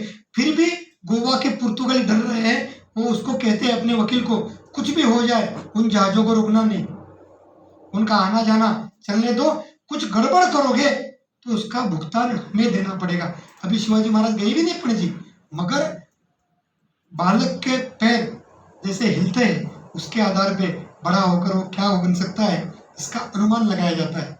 ये भाव हमें यहाँ दिखाई देता है। शिवाजी महाराज ने मात्र 4 वर्षों में अपना पूर्णतः स्वदेशी, इसी हिंदुस्तान में बना हुआ नौसेना का बेड़ा सिंधु सागर में उतारा, मगर ये अपने आप नहीं हुआ। पुर्तगाली शिवाजी महाराज की इस व्यवस्था को रोक नहीं पा रहे थे। उन्होंने लुई वेंताओ वेगोस को धमकी भेजी, पुर्तगाल से भी राजा ने उसको पत्र लिखा। लुई वेंताओ वेगोस काम आधा अधूरा छोड़ के भाग गए अपने लोगों को लेके। काम नहीं रुका, क्योंकि शिवाजी महाराज ने जब निर्माण का काम शुरू किया था, इसी पुर्तगालियों के सहयोग के नाते अपने लोगों को वहां बिठाया था। उन 3-4 वर्षों में इन लोगों ने नौका का निर्माण कैसे हो, चप्पू कैसे बनाए, कौन सी लकड़ी उपयुक्त है, कैसे जोड़ी जाए, इसका सारा ज्ञान सीखा और इस बेड़े को सिंधु सागर में उतारा। तो एक्सपर्ट लाते समय, लाने में आपत्ति नहीं है, मगर उस एक्सपर्ट के साथ में कुछ अपने भी बंदे जोड़ने पड़ेंगे ताकि वो भी एक्सपर्ट हो। बार बार बाहर से बुलाते रहेंगे तो गड़बड़ हो जाएगी, स्वावलंबी व्यवस्था खड़ी नहीं हो पाती है। शिवाजी महाराज ने अपने जीवन में गलतियों को कभी भी दोहराया नहीं, कोई भी मिस्टेक को। गलतियां सब लोग करते हैं, गलती सिर्फ मृत व्यक्ति नहीं कर सकता है। एक बार वो डेड बॉडी हो गई, कुछ नहीं करता, ना अच्छा ना गलत। शिवाजी महाराज ने अपने जीवन में कोई भी गलती को दोहराने नहीं दिया। जैसे पनाला के ऊपर उन्होंने आनंद फानंद में आक्रमण कर दिया, नेताजी समय पे नहीं आया, 1000 लोग मारे गए। इसके बाद किसी के भरोसे उन्हें कोई योजना बनाई नहीं। कोई भी दुर्ग जीतते समय या उसकी रक्षा करते समय अपना नुकसान कम से कम हो या तो बिल्कुल नहीं हो, इसकी योजना उन्होंने सुचारू रूप से स्थापित की। बाद में आपने देखा होगा, फर्जंद नाम की मूवी आई थी, मात्र 60 लोग लेके एक कोंडा जी फिर उसी पनालों को जीतने के लिए जाता है जहां पर स्वयं शिवाजी महाराज पराजित हुए हैं। कोंडा जी इसलिए जीत पाया क्योंकि गलतियों को नहीं दोहराना। कोंडा जी इसलिए जीत पाया क्योंकि जो शिवाजी महाराज ने नेताजी के भरोसे योजना बनाई थी, इसने बिल्कुल नहीं बनाई। शिवाजी महाराज के नेतृत्व से 60 लोगों के ऊपर योजना बनाई और 60 लोग मिलकर ही उस दुर्ग को हासिल कर सकते हैं, ऐसा उदाहरण प्रस्तुत भी किया और जीत के रूप में प्राप्त भी किया। यहां तक रुके हैं, ऐसा नहीं है। शिवाजी महाराज ने पुरंदर की सुलह की 13 जून 1665, 23 दुर्ग मुगलों को दी। ऐसी सुलह बाद में नहीं की, एक मात्र मिर्जा राजे जयसिंह के सुलह सलाह से वे औरंगजेब को मिलने गए एक ही बार। दूसरी बार उन्होंने ऐसी चेष्टा नहीं की। गलती हो गई होगी, उसका हर्ज नाम देंगे जरूर, मगर उसको दोहराएंगे नहीं। शिवाजी महाराज ने जब पुरंदर की सुलह की, उस समय उनके अधिकार में मात्र 12 दुर्ग बचे हुए थे। शिवाजी महाराज 20 नवंबर 1666 को जब वापिस आए तो एक 13वां दुर्ग बढ़ गया था, रांगणा, जो राजमाता जिजाऊ ने शिवाजी महाराज कैद में थे मुगलों के, उस समय जीत लिया था। 1665 में स्वराज में 13 दुर्ग है और 1678 में शिवाजी महाराज के व्यवस्था में 360 दुर्ग है। 300% की वृद्धि है मात्र 12 वर्षों। वो इसलिए हो पाई कि गलतियां दोहराई नहीं गई। आगरा से वापस आने के बाद शिवाजी महाराज हमें शान दिख रहे हैं। 3 वर्षों में कोई युद्ध नहीं, कोई लड़ाई नहीं, कोई हानि नहीं, सिर्फ शिवाजी महाराज हिंदुस्तान को समझ रहे हैं, सारे क्षेत्रों को भांप रहे हैं, हर एक दुर्ग की स्ट्रेंथ और वीकनेस जानने का प्रयास कर रहे हैं। और उसके बाद जो चारों तरफों से आक्रमण शुरू हो जाता है, महाराष्ट्र के उत्तर में सालेर से लेके आज के तमिलनाडु में जिंजी तक, पूरे दक्षिण हिंदुस्तान में स्वराज का भगवा झंडा स्थापित हुआ दिखाई देता है। और यहां तक ही रुका नहीं है। शिवाजी महाराज ने देह त्यागने के बाद 100 वर्ष होने से पहले 1757 में छत्रपति शिवाजी महाराज के अनुगामियों ने दक्षिण के कावेरी से लेके हिमाचल के कुमाऊं तक, उड़ीसा के कटक से लेके पेशावर अटक तक, पूरे उत्तर हिंदुस्तान में, दक्षिण हिंदुस्तान में भगवे झंडे की व्यवस्था खड़ी करवा दी। पूरे देश पर हिंदू पद पातशाही का अधिकार स्वामित्व प्रस्तापित किया। कोई भी नेता हो तो उसकी सुनने वाले लोग होते हैं, या तो वो पुरस्कार दे सकता है या दंडित कर सकता है, मगर कोई व्यक्ति हो ही नहीं, शांत हुआ हो तो भी उसका सपना अपना मानकर जब कोई भी स्थापन चलता है, संस्थान चलता है, तो उसको कोई रोक नहीं सकता। शिवाजी महाराज के बड़े बेटे शंभू राजे को फाल्गुन अमावस्या 11 मार्च 1689 को औरंगजेब ने बर्बरता से मार दिया। 1689 से लेके 1707 के 20 फरवरी तक इस स्वराज को राजा नहीं था, राजधानी नहीं थी, छत्र नहीं था, छत्रपति नहीं थी, सेना नहीं था, कोई भी धन नहीं था, फिर भी ये लड़ते रहे, जूझते रहे। किस आधार पर? छत्रपति शिवाजी महाराज ने देखा हुआ सपना। दिल्लींद्र पदलिप्सवः, कविंद्र परमानंद नेवासकर अपने शिव भारत में इस शब्द का उच्चारण करते हैं। कब? 1663 में। शिवाजी महाराज के खाते में अभी 2 ही विषय जुड़े हैं, एक अफजल खान को परास्त किया और दूसरा पनारगढ़ से सकुशल वापसी।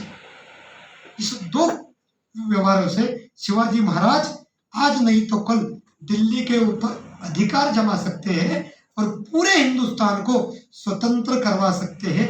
ये भाव जचता है, ये भाव उस नेवासक को लगता है, भविष्य में जाके हमें अनुभव में भी आता है। तो इस दिल्लींद्र पदलिप्सवः का भाव क्या है? तो ये भाव है स्वयं को पूरे देश में स्थापित करवाना। ऐसा नहीं है, यहाँ के स्थानीय लोग इस देश का राज शकट अपने हाथ में लेकर बढ़िया से चलाए। अगर हम में से कोई असम जाता है, असम का एक योद्धा है लाचित बड़फुकन। उस लाचित बड़फुकन के बारे में मैंने 3 किताबें देखी, एक ही पढ़ पाया हूँ जो अंग्रेजी में थी। तीनों किताबों के शीर्षक एक ही है, असम का शिवाजी लाचित बड़फुकन। शिवाजी महाराज अपने जीवन चरित्र में कभी भी असम नहीं गए। पूरब की दिशा में अत्यधिक गया तक गए। गया से गुवाहाटी का अंतर लगभग 2000 किलोमीटर तक है। फिर शिवाजी महाराज के विचारों का प्रभाव वहां तक क्यों गए? असम या कोई भी व्यक्ति महाराष्ट्र में आया है या कोई ट्रेनिंग कोर्स किया है या उसमें कुछ आस्थापना के नए तंत्र सीखे, ऐसा भी नहीं। तो फिर शिवाजी महाराज वहां पहुंचे कैसे?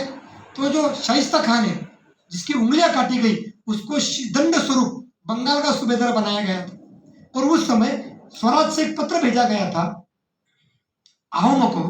उस समय उनकी राजधानी शिवसागर थी और उस पत्र में मराठे कहते हैं, शिवाजी महाराज कहते हैं कि भागने वाला शाइस्ता अभी आपका सूबेदार है। एक बार व्यक्ति के मन में डर बैठ गया और वो भागना प्रारंभ कर देता है तो पीछे मुड़कर कभी देखता नहीं, वो भागता ही रहता है। अभी आप संघर्ष करो, उठो और मुगलों को परास्त करो।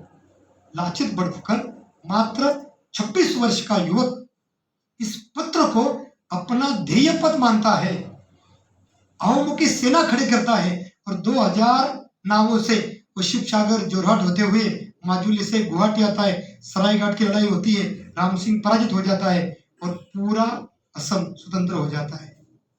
बुंदेलखंड, वहां के चंपत राय के बेटे छत्रसाल शिवाजी महाराज के पास नौकरी मांगने आए थे। शिवाजी महाराज ने उनको नौकरी नहीं दी। पूछा, कौन भाई तू? मैं छत्रसाल। कहां से आया? बुंदेलखंड से, ओरछा से। क्यों आया? मेरे बाप को औरंगजेब ने मार दिया। तो मार दिया तो यहाँ क्यों आया है?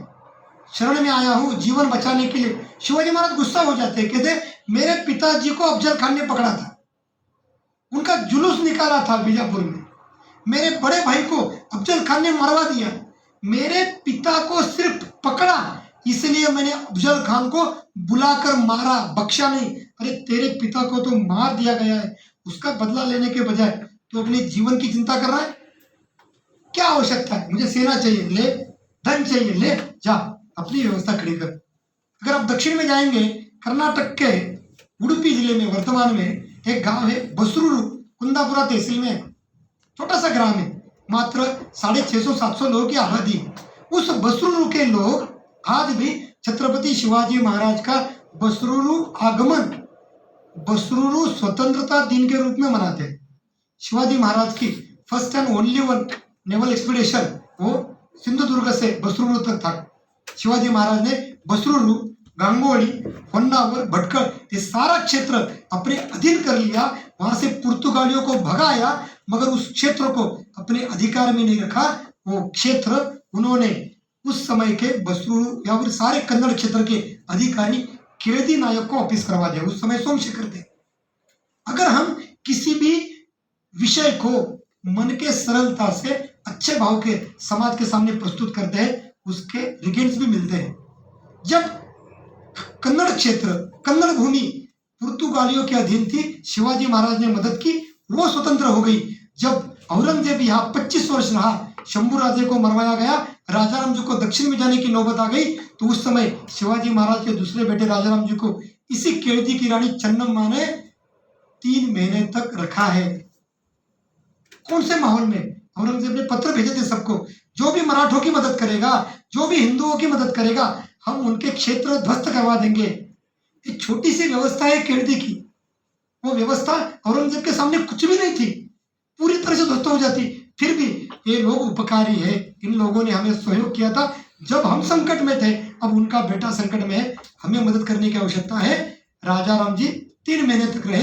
केळदी चन्नम्मा ने वहां से लेके जिंजी तक उनकी सारी व्यवस्थाएं भी करवी थी। ये सिर्फ हिंदुस्तान में संभव है, क्योंकि हिंदुस्तान में हम सब लोग भाई के नाते, भाईचारे के नाते रहते हैं। जैसे मैंने मल्लवा का उदाहरण दिया, मल्लवा जिसके आंचल को हाथ लगाने का प्रयास शेखो जी ने किया, शिवाजी महाराज ने उसकी आंखें निकाली। उस मल्लवा ने उसी यादवाड़ में 2 शिल्प बनवाए। शिवाजी महाराज के जीवन में ही शिवाजी महाराज के 2 पाषाण शिल्प मूर्तियां बनी हुई थी, आज भी वहां विद्यमान है। एक मूर्ति में शिवाजी महाराज घोड़े से अपने दल को लेके जा रहे, सेना टुकड़ी दिखाई देती है, और उसके साथ में जो चित्र है बहुत ही महत्वपूर्ण है और बहुत ही स्नेह भरा है। उसमें शिवाजी महाराज की गोदी में एक छोटा सा बालक बैठा हुआ है और शिवाजी महाराज चांदी की कटोरी से उसको दूध पिला रहे हैं। अभी वर्तमान में महाराष्ट्र और कर्नाटक में डिस्प्यूट है कारवार और बेलगांव के लेके। अगर यादवाड़ का शिल्प सामने आता है, खिलजी और मराठा राज व्यवस्था के ये स्नेह सूत्र सामने आते हैं और सबके सामने रखे जाते हैं, तो काहे का जड़ा रहेगा, सारा स्नेह भरा वातावरण हो जाएगा। ऐसा ही अपना सारा देश है। छत्रपति शिवाजी महाराज के जीवन चरित्र का भाव हिंदुस्तान की स्वतंत्रता थी और उस स्वतंत्रता को प्राप्त करने के लिए उन्होंने अलग अलग तरीकों से प्रयास किए, अलग अलग नुस्खे अपनाए, अलग अलग योजनाएं बनवाई और उन सारी योजनाओं को आज हम स्किल के रूप में जान भी सकते हैं, पढ़ भी सकते हैं। अगर इसके ऊपर कोई प्रबंध बनाने की चेष्टा करेगा तो निश्चित रूप में बन सकता है। पॉइंट टू पॉइंट अगर नोट डाउन करते जाएंगे, अभी मेरे 15 मिनट तो पहले ही चले गए थे, 4 बजने आए हैं और सूत्रों को हाथ न लगाते हुए एक संदेश देता हूँ और फिर कुछ प्रश्न है तो हम पूछ सकते हैं। छत्रपति शिवाजी महाराज ने ज्येष्ठ शुक्ल त्रयोदशी शालिवाहन शक 1596 इस दिन स्वयं का राज्याभिषेक करवाया। वो सिंहासन पे बैठ गए, मगर वो विश्वस्त के नाते बैठे, अधिकारी के नाते बैठे नहीं। उन्होंने यह सारा राजतंत्र, सारी व्यवस्था ईश्वर प्रदत्त मानी। हे राज्य तो श्रीन से आम्ही त्याचे विश्वस्त, हम उसमें कुछ जोड़ सकते हैं, हम उसकी रक्षा कर सकते हैं, उसको घटाने का अधिकार हमें बिल्कुल नहीं है। ये मानकर चलने वाले शिवाजी महाराज के राजारोहण को 2024 में 350 वर्ष पूरे हुए। हिंदुस्तान के स्वतंत्रता आंदोलन में यह दिन बहुत महत्वपूर्ण है। शिवाजी महाराज से पहले हरिहर बुक्क जी का राजारोहण हमें दक्षिण में दिखाई देता है, मगर हरिहर बुक्क जी, उसके बाद कृष्णदेव राय, रामदेव राय तक ये जो परंपरा थी, ये अपना प्रभाव पूरे देश भर में स्थापित नहीं करवाई पाई।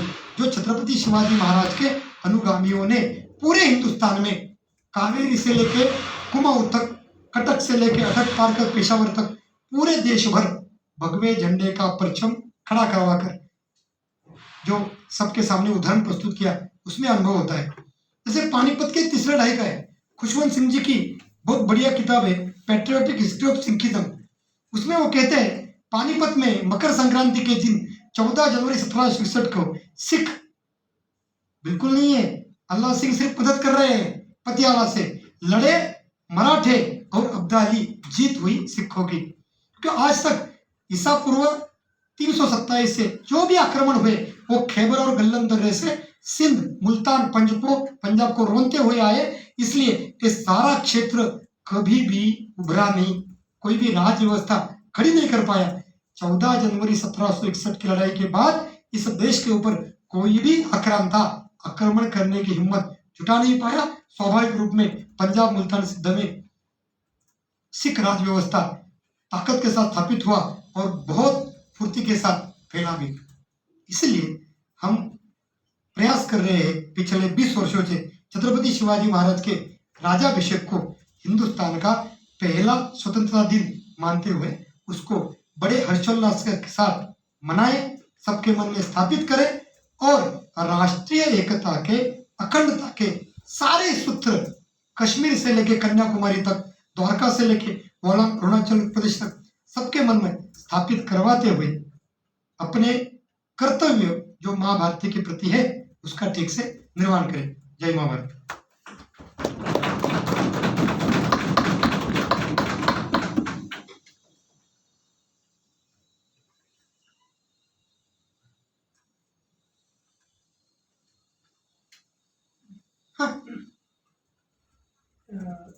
मैं महाराष्ट्र से नहीं हूँ तो इसलिए मुझे इतना ये नहीं है। मैंने सुना है कि उनकी माँ उनका बड़ा एक इन्फ्लुएंस था। उसके अलावा उनके ऐसे इतना अगर इतना विजनरी एक विजन होना है उस टाइम से, उनका और कौन कौन सा इन्फ्लुएंस था कि इतना दूर का सोचना उनका एक ये he was able to do that. Yeah. So what were his other influences, major influences which made him think like this, very differently from other roles?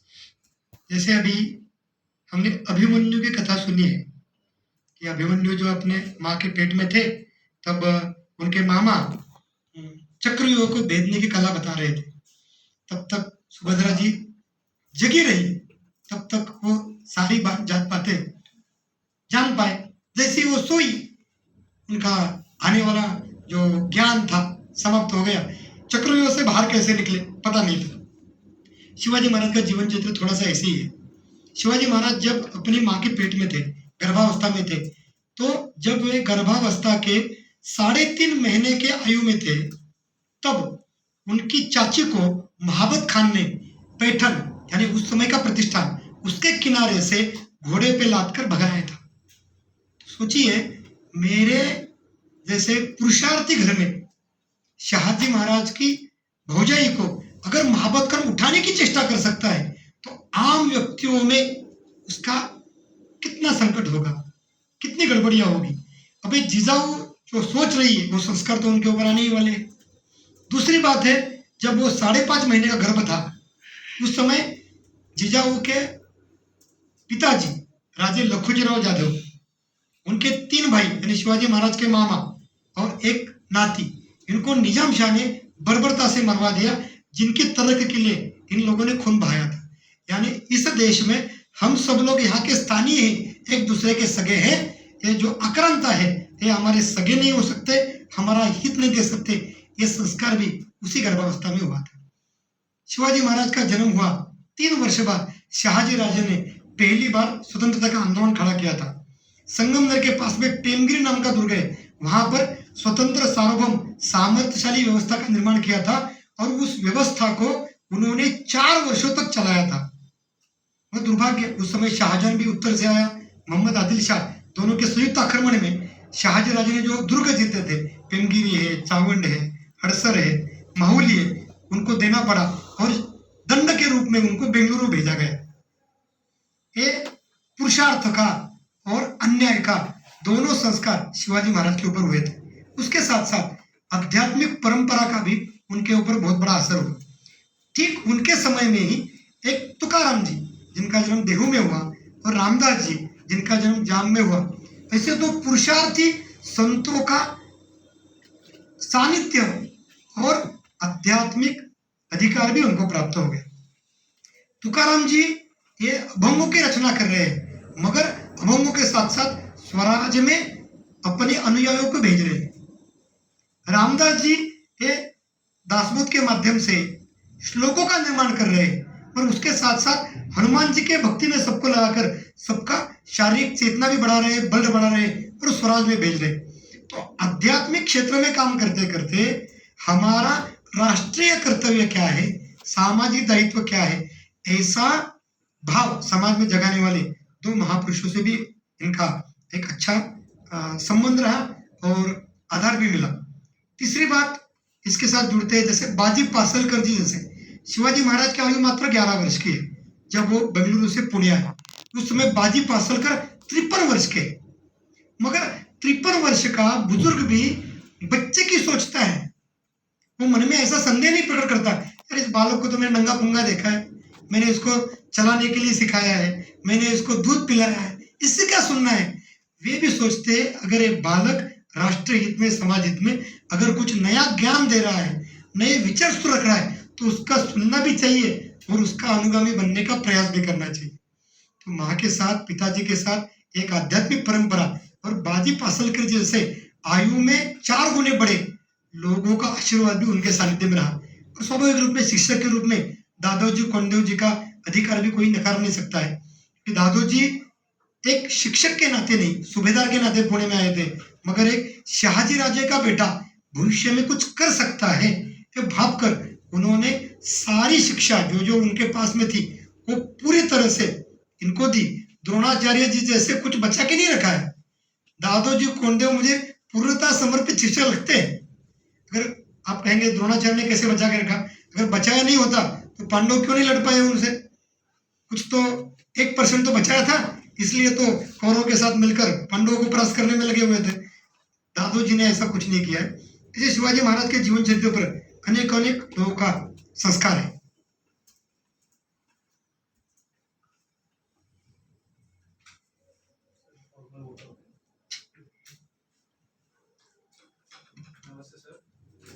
नाम देवेंद्र नेगी है। तो सर ने आज शिवाजी महाराज के चरित्र के बारे में बहुत सरलता से बताया, उनके एडमिनिस्ट्रेशन के बारे में, मैनेजमेंट स्किल्स और टाइम मैनेजमेंट के बारे में।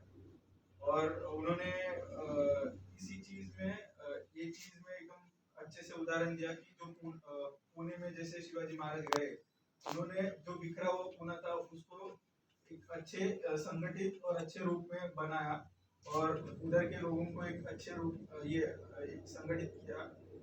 तो ये बहुत अच्छा उदाहरण दिया उन्होंने। और दूसरी बात ये बताई कि अपराध कम करने के लिए जो दंड है, दंड भी ऐसा होना चाहिए जो कि सामने वाला अपराध करने से डरे, जो ये आज के दौर में बहुत बड़ी चीज है। फिर परिस्थिति के अनुसार ये उसको अपना अनुकूल कैसे बनाए, ये भी बहुत बड़ी चीज अब शिवाजी महाराज से हम सीखते हैं। और उनके जो लोग थे, उन्होंने जो लोगों को अपने स्वराज्य के रास्ते में जो लोगों को संगठित किए थे, तो उनका ना ही सिर्फ इस्तेमाल किया, बट उनका जो विश्वास था, जिससे जो कि उनको मतलब भले ही वो बिकते भी नहीं थे। जैसे सर ने बोला था कि शिवाजी महाराज के जो मावले बोलते थे उनको, तो वो झुकते भी नहीं और बिकते भी नहीं थे। तो ऐसा इस दौर में तो बहुत कम है, तो ये चीज हमने उनसे सीखना चाहिए बहुत। और जैसे कि शिवाजी महाराज के मतलब जो साथीदार थे, उनका अच्छे टाइम पे और अच्छे जगह कैसे इस्तेमाल करे, ये भी उनसे बहुत अच्छी तरह से हमने ये चीज सीखना चाहिए। सर आपका ये आज का सत्र बहुत अच्छा था, और मैं आशा करता हूँ कि आपका फिर से एक सत्र हो।